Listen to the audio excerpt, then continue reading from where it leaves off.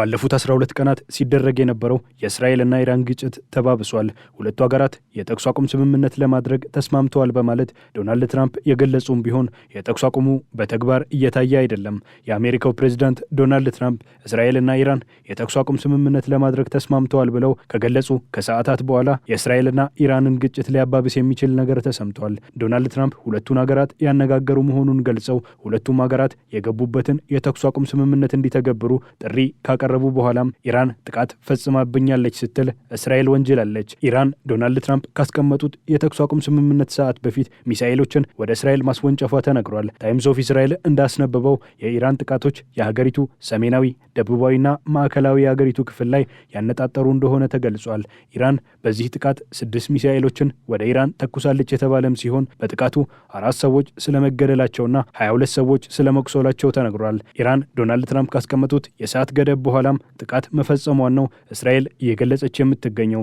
የእስራኤል መከላከያ ሚኒስትር የሆኑት ኢዝራኤል ካትዝ ኢራን የቀረበውን የተኩስ አቁም ስምምነት በመጣስ አፈንግጣለች በማለት ወንጅለዋል። ይህንን ጥቃት ለመመለስ የእስራኤል ጦር እርምጃ እንዲወስድ የመከላከያ ሚኒስትሩ ትዕዛዝ መስጠታቸውን ቢቢሲ ዘግቧል። ሌሎች የእስራኤል ባለስልጣናትና ወታደራዊ አመራሮች የኢራንን ጥቃት ተከትሎ ዛቻ እየሰነዘሩ እንደሆነ ተሰምቷል። የእስራኤል መከላከያ ጦር ኃላፊ የሆኑት ኢያል ዛሚር በኢራን መንግስት ከባድ ጥቃት ተፈጽሞብናል ሲሉ የገለጹ ሲሆን በዚህ ጥቃት የኃይል ምላሽ እንሰጣለን ሲሉ በኤክስ የማህበራዊ ትስስር ገጻቸው ላይ አስፍረዋል።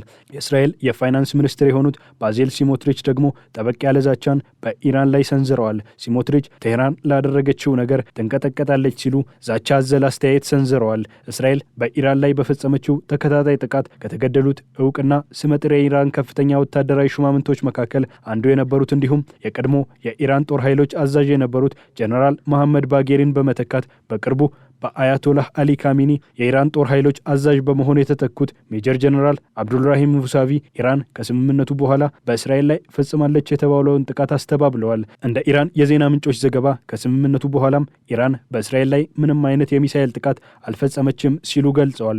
በሁለቱ ሀገራት መካከል እየተሰሙ የሚገኙት የተለያዩ መረጃዎች ጦርነቱ ሊቀጥል ይችላል የሚል ስጋት ማጫራቸው እየተነገረ ይገኛል። በተለይ ደግሞ የእስራኤል ጦር በኢራን ላይ እርምጃዎችን እንዲወስድ ትዕዛዝ መተላለፉን ተከትሎም ጥቃቶች ሊቀጥሉ እንደሚችሉ እየተነገረ ነው። የኢራን ብሔራዊ ደህንነት ምክር ቤት እንደገለጸው ደግሞ እስራኤል የምታደርሰውን ጥቃት የማታቆም ከሆነ ጦራቸው እርምጃ እንደሚወስድ ዝቷል። እስራኤል የምታደርገው ማንኛውም አይነት ጠንካራ ጥቃት የአጸፋ ምላሽ የሚጠበቀው መሆኑንም ምክር ቤቱ አሳስቧል። በዶናልድ ትራምፕ አሸማጋይነት ሁለቱ ሀገራት ደርሰውበት የነበረውን ስምምነት አስመልክቶ የገለጸው ምክር ቤቱ እስራኤል ወደ ሰላም ስምምነት እንድትመጣ ጦሩ የወሰደው እርምጃ አስተዋጽኦ ማድረጉን አስታውቋል። ይሁንና እስራኤል ሌሎች ጥቃቶችን የምትሰነዝር ከሆነ ግን እርምጃ የሚወሰድ መሆኑን ስለማስታወቁ ቢቢሲ በዘገባው አመልክቷል። ኢራን በእስራኤል ላይ ጥቃት ከመፈጸሟ ባሻገር ባሳለፍነው ሳምንት በአሜሪካ ጦር ለተፈጸመባት ጥቃት አጸፋዊ እርምጃ መውሰዷ ተነግሯል። አሜሪካ ባሳለፍነው ሳምንት በኢራን 3 የኒውክሌር ጣቢያዎች ላይ ጥቃት ካደረሰች በኋላ ኢራን የአጸፋ ጥቃት መሰንዘሯ እየተሰማ ነው። የእስራኤልና ኢራን ጦርነት ከተጀመረ 12 ቀናት ሆኖታል። አሜሪካም ባሳለፍነው ሳምንት በኢራን የኒውክሌር መሰረተ ልማቶች ላይ ጥቃት በመሰንዘር በጦርነቱ ተዋናይ መሆን የቻለችበት መንገድ መነጋገሪያ ሆኖ መቆየቱ ይታወቃል። ይህንን ተከትሎም የአጸፋ ምላሽ ትሰነዝራለች ተብላ ስትጠበቅ የነበረችው ኢራን በኳታር የሚገኘው የአሜሪካ የጦር ሰፈር ላይ ትላንት ምሽት የአጸፋ ጥቃት መሰንዘሯም ተሰምቷል።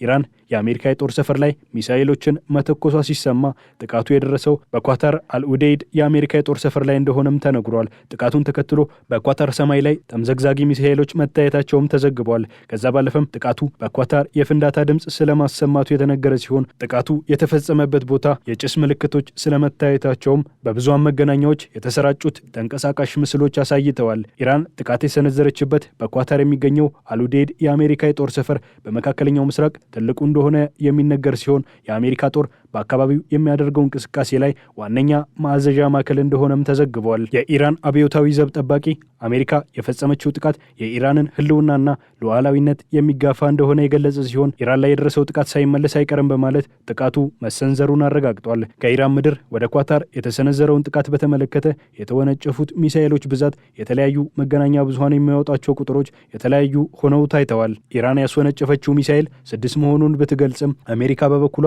14 ሚሳኤል ሚሳኤሎች መተኮሳቸውን ገልጻለች። ኳታር በበኩሏ 19 ሚሳኤሎች ቢተኮሱም ሁሉም ተመተው እንደወደቁ ስለመግለጿ ቢቢሲ በዘገባው አመልክቷል። በተለያዩ አካላት የተሰነዘረውን የሚሳኤል ጥቃት ቁጥር በተመለከተ የተለያዩ መረጃዎች ይውጡ እንጂ በጥቃቱ በሰዎች ላይ የደረሰ ጉዳት እንደሌለ ተገልጿል። የአሜሪካው ፕሬዝዳንት ዶናልድ ትራምፕ ጥቃቱን አስመልክተው በትሩዝ የማህበራዊ ትስስር ገጻቸው ላይ አስተያየታቸውን አስፍረዋል። ትራምፕ ኢራን በጦር ሰፈራችን ላይ የፈጸመችው ጥቃት በጣም ደካማ ነው ሲሉ አጣጥለውታል። ኢራን ጥቃቱን ከማድረሷ በፊት ለኳታር ቅድመ ማስጠንቀቂያ ሰጥታ እንደነበር ተመላክቷል። ጥቃቱ ኳታር የአየር ክልሏን ከዘጋች በኋላ የተፈጸመ እንደሆነም አሶሺየትድ ፕሬስ በዘገባው አመልክቷል። ትራምፕ እንዳሉት ንጹሐን ዜጎች እንዳይጎዱ ኢራን ቀድማ ላሳወቀችበት ምስጋናቸውን አቅርበዋል። ጥቃቱ የሰው ሕይወት እንዳላጠፋና የከፋ ውድመት እንዳላደረሰም ነው ዶናልድ ትራምፕ ሲናገሩ የተደመጡት። ኳታር በበኩሏ ኢራን የፈጸመችውን ጥቃት አውግዛለች። ኳታር በውጭ ጉዳይ ሚኒስትር ቃል አቀባይዋ በኩል እንዳስታወቀችው ጥቃቱ ያልታሰበ እንደሆነ የገለጸች ሲሆን የኳታርን ሉዓላዊነት የሚጻረር ድርጊት በኢራን ተፈጽሟል ብላለች። ኢራን በኳታር የአሜሪካ የጦር ሰፈር የፈጸመችው ጥቃት ኳታር ጋር የሚገናኝ እንዳልሆነ ዛሬ ባወጣችው መግለጫ ገልጻለች። ድርጊቱ አሜሪካ ለፈጸመችው ጥቃት አጸፋና ራስን የመከላከል እርምጃ አካል እንደሆነም አስታውቃለች። ኳታር ግጭቱ ወዳልተፈለገ ውጥረት ማምራት የለበትም ስል ቆይቻለሁ ያለች ሲሆን የኢራንና የእስራኤል ግጭት የመካከለኛው ምስራቅን የግጭት ቀጠናና የውጥረት ማዕከል ማድረግ የለበትም በሚል ጽኑ አቋም መያዟን አስታውቃለች። የኢራኑ መንፈሳዊ መሪ አያቶላህ አሊ ካሚኒ እንደገለጹት ደግሞ ኢራን የሚሰነዘርባትን ጥቃት አትቀበልም በማለት የገለጹ ሲሆን የሚሰነዝሩት ጥቃት ንጹሐን ላይ የሚደርስ እንዳልሆነ በኤክስ የማህበራዊ ትስስር ገጻቸው ላይ አስፍረዋል። ይህም ኢራንና መንግስቷ የሚመሩበት አመክንዮ እንደሆነም ነው ሲናገሩ የተደመጡት። የኢራኑ ፕሬዝዳንት ማሱድ ፔዜሽኪያንም ይህንኑ ሀሳብ አጠናክረዋል። ፕሬዝዳንቱ በኤክስ ገጻቸው ላይ ጦርነቱን እንዳልጀመሩትና እንደማይፈልጉት የገለጹ ሲሆን በኢራን ላይ የሚቀጣ ወረራን ግን እንደማይቀበሉት አሳስበዋል። የአሜሪካው ፕሬዝዳንት ዶናልድ ትራምፕ በኢራን 3 የኒውክሌር ጣቢያዎች ላይ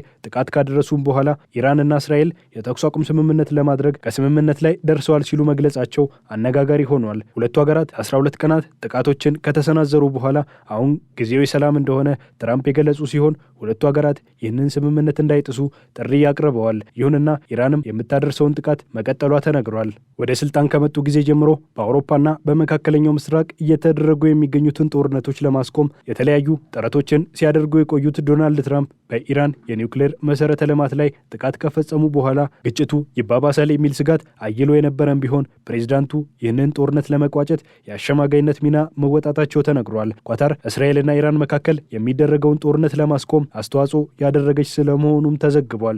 የአሜሪካው ምክትል ፕሬዝዳንት ጄዲ ቫንስ በኢራን ምድር አሜሪካ የምትፈልገውን ነገር ማሳካቷን ከፎክስ ኒውስ ጋር በነበራቸው ቃለ ምልልስ ላይ ተናግረዋል። ኢራን በፍጹም የኒውክሌር ጦር መሳሪያ መስራት እንድትችል አይፈቀድም ሲሉ የተናገሩት ጄዲ ቫንስ በኢራን ባደረጉት ወታደራዊ ጥቃትም ይህንን የሚያጨናገፍ ጥቃት መፈጸማቸውን ነው ሲናገሩ የተደመጡት። አሜሪካ በኢራን ላይ የፈጸመችውን ጥቃት አስመልክቶ ሀገሪቱ በኢራን የስርዓተ መንግስት ለውጥ ለማድረግ ስራዎችን ትሰራለች ተብሎ እየተሰጋ የነበረ ሲሆን ጄዲ ቫንስ በበኩላቸው ግን አሜሪካ በኢራን የውስጥ ጉዳይ ላይ ጣልቃ እንደማትገባ ጥቆማ ሰጥተዋል።